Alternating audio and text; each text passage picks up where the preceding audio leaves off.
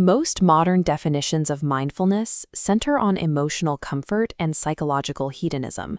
The practice is typically sold as a way to reduce stress, cultivate empathy, and live peacefully in the moment. The text we are examining rejects this entirely. It redefines awareness as a martial, hyper-rational operating system for the mind. This operating system offers no personal happiness. Its sole function is to maximize the efficiency of your existence to serve a super-personal project, the evolutionary elevation of the human species.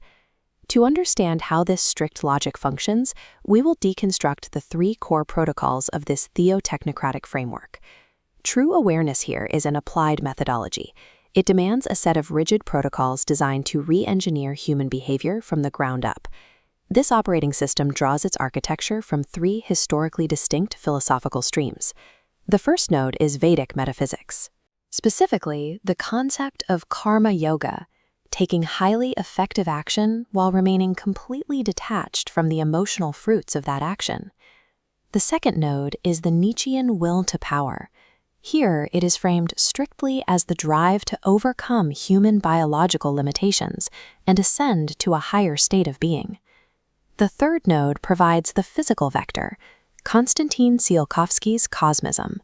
This supplies the absolute technological imperative to expand intelligence out into the universe. These three philosophies converge into a single, highly focused directive aimed at human ascension.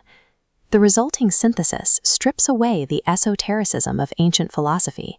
It converts spiritual concepts into raw, actionable code.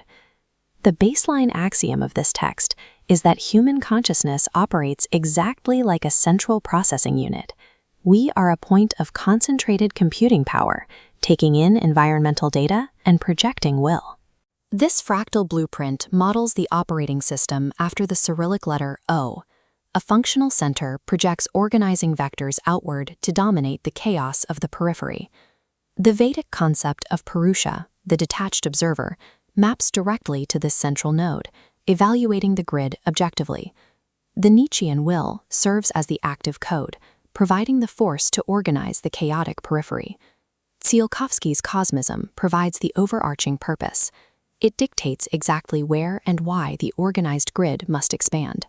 A fully optimized consciousness actively and ruthlessly converts environmental chaos into rational structure to serve this evolutionary goal. The text applies a strict mathematical critique to standard biological survival.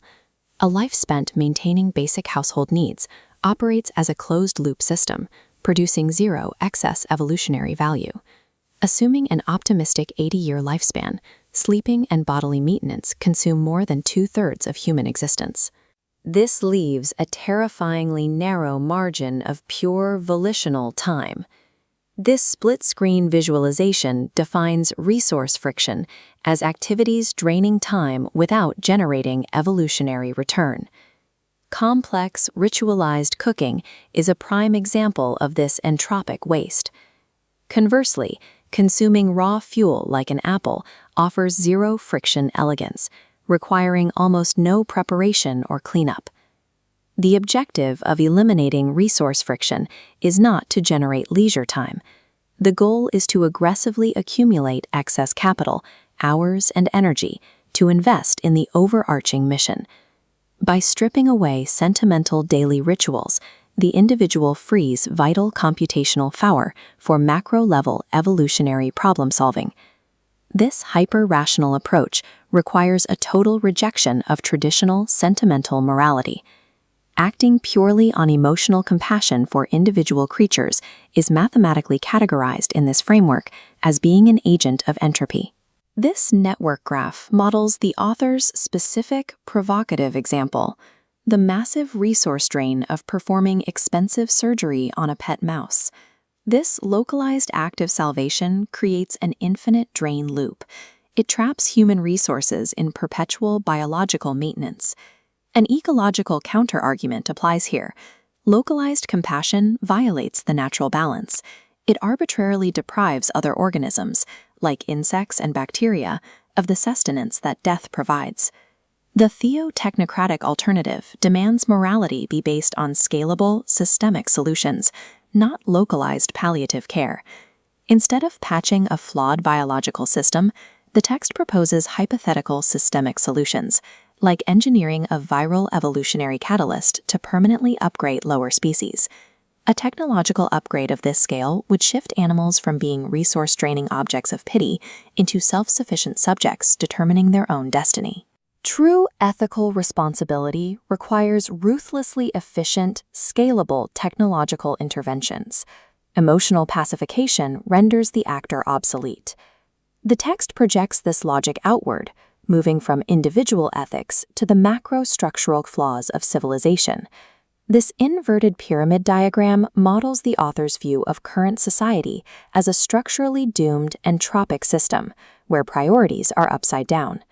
The massive weight of societal sentimentality continually crushes the tiny foundational point of innovation and reason. To disrupt this entropy, conscious individuals must practice cognitive intervention in their daily environments. The text offers the example of reacting to a stranger asking for a cigarette. Rather than showing polite tolerance, the practitioner responds with overt, calculated contempt. Making self-destructive behavior socially painful is a mimetic surgery. It is designed to implant cognitive dissonance and rewrite the cultural algorithm. A compiled Theo-Technocratic mind actively wages an informational war against systemic degradation in the surrounding environment. The Theo-Technocratic operating system compiles these concepts into 3 strict, actionable principles for daily execution. Principle 1 is telos. Every action and decision is subordinated to the macro goal of human evolution. Principle 2 is fractal planning. Every micro-action taken in a single day must mathematically align with the lifetime evolutionary strategy. Principle 3 is the ruthless audit. The mind continuously scans for and deletes resource-draining noise, parasitic routines, and digital distractions.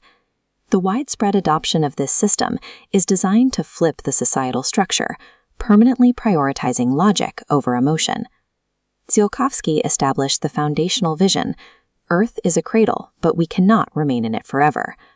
Within this framework, awareness provides zero inner peace. It serves as the hyper-efficient engine required to propel humanity out of the biological cradle and into its cosmic destiny.